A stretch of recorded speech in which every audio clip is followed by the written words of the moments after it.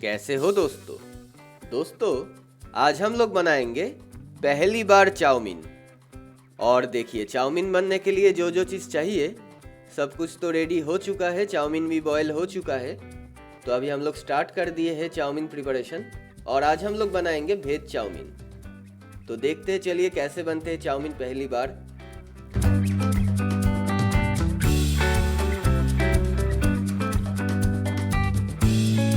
और आज ना हम लोग के पास उतना ज़्यादा वेजीज भी नहीं था, लेकिन जितना भी था ऐड कर दिए हैं हम लोग वेजीज। और चाउमीन तो बॉयल हो चुका है, तो चाउमीन भी ऐड कर देंगे अभी हम लोग।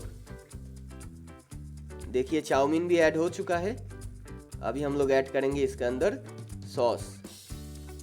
तो चाउमीन तो ऑलमोस्ट बन गया है हम लोग का।